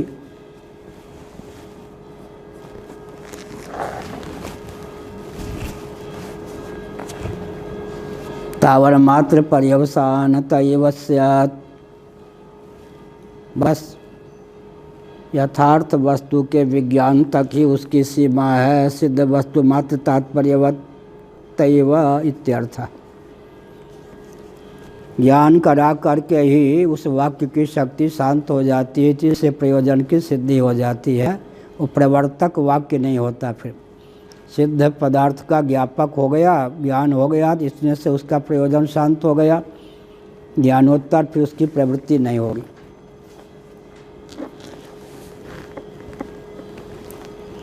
तथा तद्विज्ञान संस्कृतस्य तद्विपरीतार्थ ज्ञान निमित्तानां प्रवृत्तीनां अनर्थार्थत्वेन न्यायमानत्वात्। तथा सिद्ध वस्तु पर्यवसानवत्, तथा तद्विज्ञान संस्कृतस्य तद्विपरीतार्थ ज्ञान निमित्तानां प्रवृत्तीनां अनर्थार्थत्वेन न्यायमानत्वात्। जिस प्रकार सिद्ध वस्तु के ज्ञान को लेकर व्यक्ति के अनुष्ठान में प्रवृत्ति नहीं होती, उतने से ही कृतार्थता की प्राप्ति हो जाती है। बोधक वाक्य की शक्ति उतनी सीमित है, उसी से प्रयोजन की सिद्धि हो जाती है। उसी प्रकार अभक्ष्यादि जो पदार्थ हैं उनका ज्ञान हो जाने पर शास्त्र में आस्थान्वित व्यक्ति ज्ञान को छोड़कर अभक्ष्य भोजन आदि के सेवन में प्रवृत्त नहीं होता, वो निवर्तक वाक्य हो जाते हैं। प्रवृत्ति एक ही जगह होती है, स्वर्ग कामो यजेत आदि दो जगह निवृत्ति ही है। सिद्ध वस्तु का ज्ञान जो है उतने में पर्याप्त है, उसके आगे प्रवर्तक नहीं हुआ। ऐसे यहाँ पर क्या है, निषिद्धाचरण का ज्ञान हो गया और शास्त्र में आस्थान्वित व्यक्ति है तो निषिद्धाचरण से उपरामता ही है, वह प्रवृत्ति में ज्ञान का पर्यवसान नहीं है। स्वर्ग कामो यजेत में प्रवृत्ति में ज्ञान का पर्यवसान हो गया, दो जगह प्रवृत्ति में ज्ञान का पर्यवसान नहीं होता। स्वर्ग आदि फल के लिए फिर तो ज्ञान कभी समाप्ति नहीं होगा। क्या कह रहे हैं? जब तक स्वर्ग में प्राप्ति नहीं हो जाती तब तक फिर कर्म तो समाप्त नहीं होगा। क्या माने शरीर छूट गया, अब अग्निहोत्र करते रहेंगे।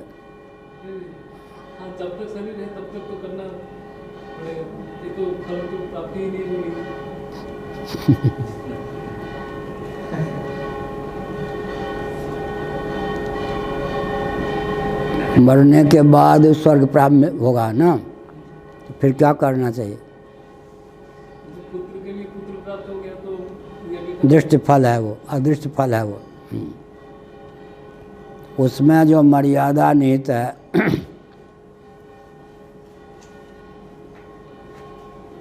अश्वमेध की अवधि है ना, पहले आ गया ना पिछले साल, 1 वर्ष तक अश्व चलता रहता है। वो क्या है, अपनी गति से चलता है। अश्व की रक्षा अश्वमेध में जो प्रयुक्त होगा अश्व, उसकी इच्छा का अनुवर्तन करना पड़ता है रक्षक को, जैसे सहदेव थे रक्षक। 1 वर्ष की अवधि पूर्ण हो जाने पर उसे लौटा लिया जाता है। उसके बाद यज्ञशाला का काम चलता है। जिस कर्म का जो फल है, उस कर्म के अवधि जो शास्त्र में निर्धारित है, उतने समय तक उस कर्म का संपादन कर लेने पर देहत्याग के बाद उसको स्वर्ग होगा। क्या? जिस फल की प्राप्ति के लिए जो कर्म विधेय है, उस कर्म के अनुष्ठान के लिए जितना काल अपेक्षित है, जो देश अपेक्षित है, जो सामग्री अपेक्षित है, क्या सामग्री भी चाहिए। देश बने स्थान, स्मशान में जाकर थोड़े करेंगे, वो विवाह कराएंगे मुरारी बापू ना। स्थान भी चाहिए ना, क्या सामग्री चाहिए, स्थान चाहिए, देश और काल भी चाहिए। जिस कार्य के संपादन के लिए जो शास्त्र में देश काल सामग्री माने वस्तु निर्धारित है, उसकी पूर्ति हो जाने पर उस फल की प्राप्ति में व्यक्ति अधिकृत हो जाता है। क्या आईएएस की परीक्षा पास कर ली, उत्तीर्ण हो गए, अब जब तक आईएएस की कलेक्टर पद पर नियुक्ति ना हो तब तक आईएएस की परीक्षा पास ही करता जाए। क्या वो बढ़िया, ये तो जल्दी समझ में आ जाएगा। क्या यह उदाहरण जल्दी समझ में आ जाएगा। क्या अरे भाई आईएएस की परीक्षा पास कर ली, क्या अब नियुक्ति जब हो तब हो। अब उसको जब तक हमको कलेक्टर का पद ही अब पद न मिले तब तक क्या करें, आईएएस की परीक्षा देते रहें, पास होते रहें, अध्ययन करते रहें, तो नहीं है ना। ऐसे ही जिस कर्म की सिद्धि के लिए जो देश काल वस्तु निर्धारित हैं, उस देश काल वस्तु का उपयोग करके वो कर्म समाप्त हो गया, तब फिर क्या होगा। और आप भी जो कह रहे पुत्रेष्टि याग, पुत्रेष्टि याग के लिए उसी समय पूर्णाहुति हो गई, तो उसी समय पुत्र पैदा हो गया। क्या क्या यज्ञ पूरा हो गया, लेकिन उसी क्षण मान लो यज्ञ के प्रभाव से यजमान की पत्नी गर्भवती हो गई, तो अभी तो 9 महीने प्रतीक्षा करने पड़ेंगे। ये कोई ज़रूरी नहीं है ना। क्या कारीरी याग का क्या नियम है मालूम है? वर्षा दृष्ट फल, वर्षा की प्राप्ति के लिए कारीरी याग हमारे पूर्वाचार्य महाराज को सधा हुआ था। जहाँ जहाँ उन्होंने कारीरी याग करवाया, वर्षा हुए बिना नहीं रही। आंध्र में 3 वर्षों से वर्षा नहीं हो रही थी, लेकिन एक नियम है, कारीरी याग की तैयारी हो गई, यज्ञशाला में चले गए, इतने मात्र से मूसलाधार वर्षा होने लगी, यज्ञ प्रारंभ के बाद तत्काल पूर्णाहुति कर दीजिए। नहीं करेंगे पूर्णाहुति तो अकाल पड़ जाएगा। तो आंध्र में ऐसे हुआ। पूर्वाचार्य महाराज पद पर थे, उन्होंने कहा पंडितों से पूर्णाहुति का यजमान दक्षिणा कहाँ देगा। अभी यज्ञ शुरू किया है, 15 मिनट वर्षा मूसलाधार हो गई, तो उन्होंने कहा दक्षिणा के लोभ में तुम मेरी बात नहीं मानते हो, फिर अकाल पड़ेगा। खूब अकाल पड़ गया। तो कारीरी याग की विधा क्या है? कारीरी याग प्रारंभ करने पर भी ही मान लो मूसलाधार वर्षा हो गई तो पूर्णाहुति हो जानी चाहिए। अगर नहीं हुई वर्षा तो पूर्णाहुति के लिए जो भी नियम है, अंतिम आहुति का नाम है ना पूर्णाहुति, तब तक कर लीजिए। हो सकता है 2 दिन में वर्षा हो, 4 दिन में वर्षा हो, 2 घंटे में वर्षा हो, और तत्काल वर्षा हो गई तो तत्काल पूर्णाहुति कर दीजिए। काशी के विद्वान लोग, हरियाणा की बात हो सकती है, मैं समझता हूँ कैथल की या कहीं की, यज्ञ करवा रहे थे। पूर्वाचार्य महाराज पद पर थे, वो आए नहीं थे। मुझको उन्होंने पहले भेज दिया था, मैं शंकराचार्य नहीं था। पंडितों ने यज्ञशाला में बुला के कान पे क्या कहा, कान के पास, महाराज हरियाणा है। अच्छा हरियाणा है। ये सब जो है ना यज्ञ की परिक्रमा कर रहे यज्ञशाला आदि की, अब तक तो मैं रोके हुए हूँ आपके कहने पर। अब अगर इनको आहुति नहीं दूंगा तो मेरी आहुति ये डाल देंगे, हम पंडितों को मार देंगे, इसी में जला देंगे। तो मैं पूर्ण आहुति कर लेता हूँ। ये तो मूर्ख हैं ये लोग, समझेंगे नहीं कि पूर्ण आहुति हो गई। उसके बाद ये बाहर झोंके आप ये मत, महाराज को मत कहिएगा। पूर्णाहुति कर लेते हैं तो समझेंगे नहीं पूर्णाहुति क्या है। उसके बाद सब दोहरेंगे, वो भी आहुति डालेंगे। आप हम पूर्णाहुति हो गई, अब डालते रहो, बाहर झोंकते रहो। हम चुपचाप बैठे रहेंगे, हम उस समय मना करेंगे तो हम ही को डाल देंगे। तो क्या निष्कर्ष निकला, अंतिम सांस तक कर्म करता ही रहे या नहीं। जिस फल की सिद्धि के लिए जो कर्म जिस विधा से प्राप्त है, उस कर्म को उस विधा से कर लेने पर यजमान को के जीवन में वह बल और वेग प्राप्त होता है, अपूर्वता के कारण कि वो फल में अधिकृत हो जाता है। यह आवश्यक नहीं है कि अंतिम सांस तक वो कर्म, या जब तक पुत्र उत्पन्न न हो तब तक पुत्रेष्टि याग करते रहे। क्या चरु दे या नहीं, कहाँ रामायण में है या नहीं, तो उसी समय पुत्र हो गया। क्या चरु के सेवन से गर्भ धारण हुआ, कालांतर में 9 महीने तो लगे होंगे ना, हो गया ना स्पष्ट। हाँ लो विषय क्या चल रहा है, मोक्ष कर्म साध्य नहीं है। तो यहाँ तो कह रहे थे पुत्रेष्टि, अब मोक्ष पे चले आए। हाँ अच्छा ये कह रहे हैं श्रवण मन इंद्रिय ध्यान का फल क्या है। लो सब कैलाश वैलाश घाटी सबको पार करके आए हैं। ये श्रवण मनन निधि ध्यान का फल क्या है। अरे मोक्ष ये नहीं, साक्षात फल क्या है, ज्ञान, तत्व ज्ञान। तत्व ज्ञान जिस आत्मा नित्य मुक्त है या नहीं, तो जिस क्षण में तत्व ज्ञान होगा, मुक्ति उसके दूसरे क्षण में प्राप्त होगी, तीसरे क्षण में या 5 दिन बाद। अब इनको बोलने दो, सब घाटी पार करके आए हैं। हाँ तो मुक्त आत्मतत्व पहले मुक्त था या नहीं, लेकिन अज्ञान के कारण ही अप्राप्त सरिष्ठा। श्रवण मनन निधि ध्यान किसकी दवा है, आत्मा व अरे द्रष्टव्य, साक्षात्कार। तो फिर क्या कहा, श्रोतव्य। इतना बल तो नहीं है तो श्रोतव्य, सुन तो लिया, काम नहीं चल रहा है तो मंतव्य। श्रवण मनन भी हो गया, काम नहीं बना, तत्व ज्ञान नहीं हुआ तो निधिध्यासितव्य। क्या श्रवण किसके लिए है, अज्ञान की निवृत्ति के लिए। मनन किसके लिए है, संशय की निवृत्ति के लिए। निधिध्यासन किसके लिए है, विपर्यय की निवृत्ति के लिए। अच्छा बच्चे को क्या कहते हैं, सुना या नहीं। सुना नहीं या नहीं का क्या अर्थ होता है पांडे जी। जो मैं कह रहा हूँ उसको ठीक से समझकर उसके पालन के लिए तत्पर हो या नहीं। अरे सुनते या नहीं, वो तो सुन रहा है, कान उसके ठीक है, जो आप कह रहे हो सुन रहा है। तो वहाँ सुनने का अर्थ क्या हुआ, श्रवण, समझ के उसके अनुपालन के लिए तत्पर होना। सुनते या नहीं, इसका अर्थ क्या हुआ, सुन तो रही है, मैं जो कह रहा हूँ उस तात्पर्य को हृदयंगम करते या नहीं। तो श्रवण शब्द पारिभाषिक हो या नहीं, मेरी बात सुनते या नहीं, अरे सुने या नहीं, इसका अर्थ क्या हुआ, जिस अभिप्राय से मैंने कहा उस अभिप्राय को, उस तात्पर्य को समझकर तदनुकूल उद्यत हो या नहीं, यही ना।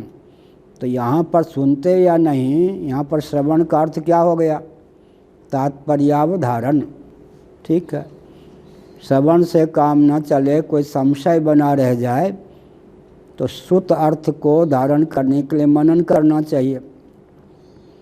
श्रुत और मत अर्थ है, लेकिन विपर्य बीच बीच में हो जाए तो उसके निवारण के लिए निधिध्यासन करना चाहिए। और जिसकी बुद्धि इतनी परिष्कृत है कि श्रवण काल में ही संशय विपर्य रहित श्रवण से ही ज्ञान हो गया, उसके लिए फिर मनन निधिध्यासन की आवश्यकता नहीं है। श्रुति की प्रधानता से क्या है? श्रवण। श्रुति सम्मत युक्ति की प्रधानता से क्या है? मनन। और श्रुत मत जो तत्व है उस तत्व के आकार की वृत्ति बने, चरम वृत्ति की अभिव्यक्ति के लिए है निधिध्यासन। ये आवरण भाग में प्रयुक्त वृत्ति की निष्पत्ति के लिए निधिध्यासन है। अज्ञान की निवृत्ति श्रवण से और संशय की निवृत्ति मनन से, विपर्य की निवृत्ति निधिध्यासन से।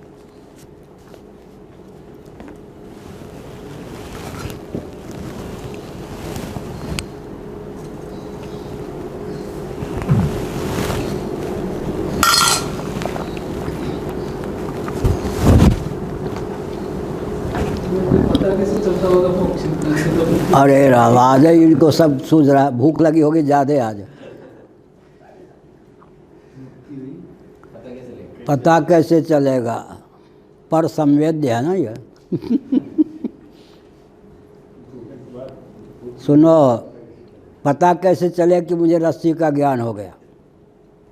क्या कैसे पता चले रस्सी का ज्ञान हो गया? सामने वाले ने कहा नयम सर्पोराजुरियम, और सुनने वाले को कैसे पता चले कि रस्सी का ज्ञान हो गया? अब इसका उत्तर आप दे दीजिए। पर संवेद्य है या स्वसंवेद्य? विपर्य संशय और अज्ञान, संशय विपर्य सहित अज्ञान की निवृत्ति हो गई। कैसे पता चले कि भाई पेट भर गया, भूख की निवृत्ति हो गई? हाँ देखो, ढोंगी महात्मा लोग क्या करते मालूम है? महात्मा लोग, महात्मा बेस में सुनना जरा सुरेश, जब मुझे प्यास लग जाए तो बता देना।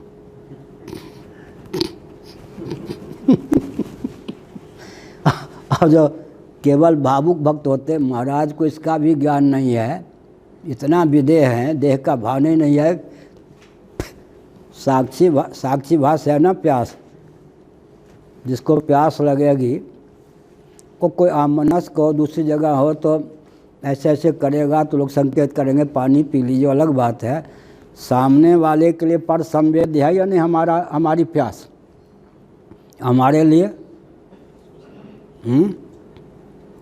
स्वसंवेद्य है।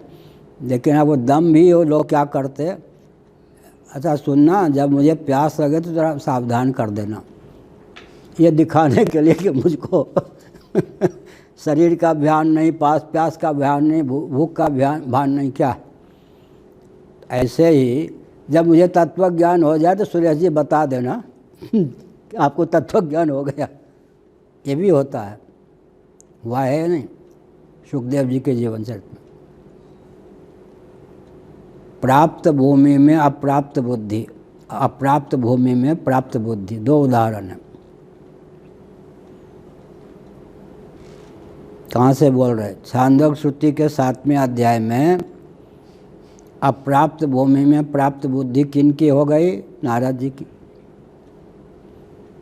प्राण का जब महत्व सुना, यो वै भूमाता सुखम, तो बाद की बात है ना। जब प्राण का महत्व सुना, तो प्राण तो सचमुच में प्राण ही है, क्या कहना उसके महत्व का, उसके बिना जीवन की कल्पना नहीं कर सकते। तो चुप हो गए कि अब तो जिज्ञासा पूर्ण हो गई, जिसके लिए आया था बस कृतार्थ हो गया। क्या प्राण का जब महत्व सुना, महात्म्य सुना, तो नारद जी जैसे व्यक्ति चुप हो गए कि बस नरत शोक महात्मविद, प्राण ही सचमुच में आत्मा है। इससे बढ़कर अधिक महत्व किसका हो सकता है। तो शिष्ट गुरु लोग कितने शिष्ट होते थे, शिष्य भी कितने उत्तम अधिकारी। सनत कुमार ये कैसे कहते कि मूर्ख हो, बुद्धू हो, समझे नहीं, अभी तो आत्मा का उपदेश हुआ ही नहीं है, तो प्राण का उपदेश ये सब नहीं कुछ कहा। किस भाषा में कहा?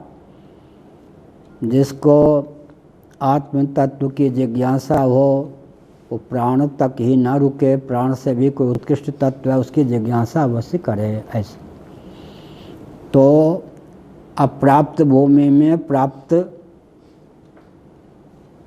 प्राप्ति का विभ्रम हो गया। और सुखदेव जी महाराज जो निश्चय किया था पिताजी के कहने पर वो तत्व था, फिर भी हो रहा, तो हो सकता है और कोई निष्ठा हो, और कोई निष्ठा हो। तो प्राप्त भूमि में अप्राप्त बुद्धि थी।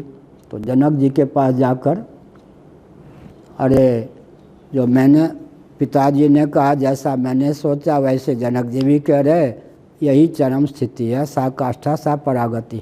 दो प्रकार की स्थिति हुई। क्या?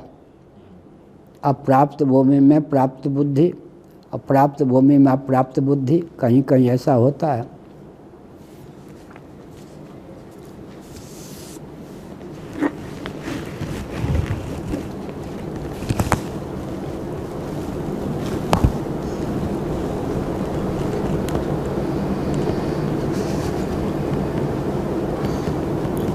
परमात्मा यही था ना, यही पंक्ति थी 88 पेज पर। परमात्मादि याथात्म ज्ञान स्मृतिया स्वाभाविक निमित्त विज्ञान बाधिते भावस्यात्। परमात्मादि याथात्म ज्ञान स्मृतिया, यहाँ भी स्मृति का कहा। जैसे खलंज आदि भक्षण के निषेध का विज्ञान जो था वो स्मृति के रूप में आ गया, वैसे ही परमात्मा आदि माने ईश्वर। पहले परमात्मा ईश्वर दोनों शब्दों का प्रयोग करते रहे, यहाँ ईश्वर समझ लें। इसके आगे भी आदि लगा देंगे तो जो पहले से प्राप्त सामग्री है उसके लिए वस्तु सामग्री है, अनिषिद्ध वस्तु है उसके लिए। याथात्मक ज्ञान स्मृतिया, याथात्मक ज्ञान हो जाए और उसके संस्कार अंतःकरण में पड़ेंगे, समय आने पर स्मृति का रूप धारण करेंगे। ऐसे तत्वज्ञान तो हुआ किसी क्षण में। तत्वज्ञान क्या है? चरम वृत्ति क्या है? स्वपर विरोधी है, स्वपर विरोधिनी, स्वपर विरोधिनी। क्योंकि चरम वृत्ति शेष रह जाएगी तो श्री रामानुजाचार्य जी ने आक्षेप किया कि उसी को लेकर द्वैत हो जाएगा। तो वेदांती क्या उसका उत्तर देते हैं? स्वपर विरोधिनी। अज्ञानकृत आवरण को भंग करके स्वयं भी वो वृत्ति शांत हो जाती। तब कह सकते दृष्टांता सिद्धि या दृष्टांत नहीं है कोई। तो भागवत में दृष्टांत बहुत बढ़िया दिया गया 3 स्कंध में। दाह्य पदार्थ को आग जला करके स्वयं भी शांत हो जाती है, स्वपर विरोधी है। ऐसे भामतिकार वाचस्पति मिश्र जी ने उदाहरण दिया और तुलसीदास जी ने जल ही, और ये जो ये है ओला जो है खेती को नष्ट करके स्वयं भी शांत हो जाए, स्वपर विरोधी। ऐसे ही पयः पान का उदाहरण दिया। पूर्व पान से अजीर्ण हो जाए तो उसकी दवा फिर से पान करो, दुग्ध जल, तो उससे अजीर्ण की निवृत्ति हो जाएगी। तो जल ऐसे फिटकरी निर्मली बूटी का उदाहरण देते हैं। पानी में जो रज है, धूली है, उसको शांत करके स्वयं भी शांत हो जाए। तो स्वपर विरोधी उदाहरण 5-7 हैं, उनको दिया। लेकिन फिर जीवन रहना है 25 वर्ष और जीवन मुक्त का, तब क्या होगा? तो ज्ञान के जो संस्कार होते हैं वो स्मृति का रूप धारण करके जीवन मुक्त व्यक्ति को बनाए रखेंगे। यह है, इसलिए स्मृतियाँ। ज्ञान तो हुआ 25 साल पहले ही। अब वामदेव जी को ज्ञान हो गया घर में ही, माँ के घर में ही। पूर्व श्रवण मनन निधिध्यासन प्रारब्ध मूलक कितना था? प्रतिबद्ध था। एक जन्म का प्रतिबंध था वामदेव जी में, 3 जन्म का प्रतिबंध जड़ भरत में, पंचदशी आदि, जड़ भरत आदि में। का मतलब प्रारब्ध गीता में भी है, बहूनाम जन्मनाम अन्ते ज्ञानवान माम प्रपद्यते। बहूनाम जन्मनाम अन्ते का अर्थ क्या है? अमुक अमुक कर्मों के फलस्वरूप या अमुक कर्म के फलस्वरूप इस जीव को 75 जन्म प्राप्त हो। अंतर्यामी का संकल्प हो गया, अब 75 जन्म लेना ही पड़ेगा। कल्पना कीजिए कि मनुष्य शरीर ही 74 हो गए, 75वां मनुष्य शरीर मिलेगा। अभी 74 जन्मों में जो श्रवण मनन निधिध्यासन किया वो प्रारब्ध के द्वारा प्रतिबद्ध रहेगा, नष्ट नहीं होगा। अंतिम जन्म होगा, जिन कर्मों का या जिस कर्म का फल भोगने के लिए जितने जन्म निर्धारित हैं अंतर्यामी के द्वारा, जिन्होंने फल देना प्रारंभ कर दिया है प्रारब्ध, उन कर्मों या उस कर्म के फलस्वरूप जो अंतिम शरीर मिलेगा, संचित का विलोप होगा ना, लेकिन उन कर्मों या उस कर्म के फलस्वरूप जो अंतिम शरीर मिलेगा क्या होगा? उसी में वो श्रवण मनन निधिध्यासन तत्व ज्ञान का रूप धारण करेगा, अन्यथा नहीं। अगर अंतिम जन्म है, उन कर्मों या उस कर्म के फलस्वरूप अंतिम जन्म है, तो इसी जन्म में हो जाएगा। तो बहूनाम जन्मनाम अन्ते ज्ञानवान माम प्रपद्यते वासुदेव सर्वमिति सब महात्मा सुदुर्लभ। तत्व ज्ञान भी होगा नहीं। हाँ, तो श्रवण मनन निधिध्यासन होगा, प्रतिबद्ध रहेगा। जैसे अंकुर है, उर्वर भूमि है, ऋतुकाल भी है, अंकुर उग गए, लेकिन वो पाषाण से ढक है, वहाँ पत्थर है, तो पत्थर को तोड़ के ऊपर आना तो हर वृक्ष के संभव नहीं ना। तो इसी प्रकार से श्रवण मनन निधिध्यासन चरम वृत्ति का रूप नहीं धारण करेगा, क्योंकि अच्छा किसी के घर में ही तत्व ज्ञान हो गया तो वो जो प्रतिबंध था, प्रतिबंध पूरा हो गया, माँ के गर्भ में आ गए तो जन्म हो ही गया। क्या पंचाग्नि विद्या के अनुसार माँ के गर्भ में आ गए तो शरीर तो बन गया ना। तो गर्भ में ही किसी को ज्ञान हो गया, कोई जड़ भरत को 3 जन्म का प्रतिबंध प्राप्त था तो ब्राह्मण शरीर में जाकर बीच में एक मृग शरीर मिल गया। जितने जन्मों के लिए जिस कर्म का या जिन कर्मों का फल भगवान ने निर्धारित किया कि अमुक कर्म या अमुक कर्मों के फलस्वरूप इतने जन्म हों, उनमें जो अंतिम जन्म होगा उसी में तत्व ज्ञान होगा। अर्थात अन्य जन्मों में प्रयास करेंगे तो निष्फल नहीं जाएगा, लेकिन वो चरम वृत्ति का, अंतिम वृत्ति का विपर्य विध्वंसक ज्ञान का पूरा रूप धारण नहीं कर पाएगा।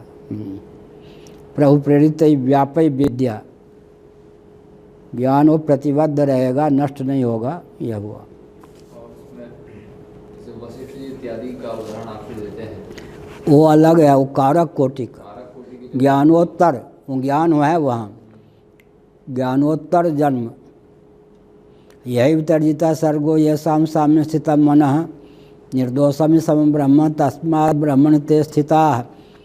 जिसके जो प्रारब्ध माने कारक कोटि का नहीं है उसके लिए यह है। कारक कोटि के महान भाव को ज्ञान हो गया, मुक्त हैं, तो मुक्त जीव का जन्म नहीं होता। अपवाद में कारक कोटि के महापुरुष मुक्त होते हुए भी जन्म ले सकते हैं। एक दूसरे यह मुक्तापि लीला विग्रहम प्रगृह्य तम भगवंतम भजन्ते।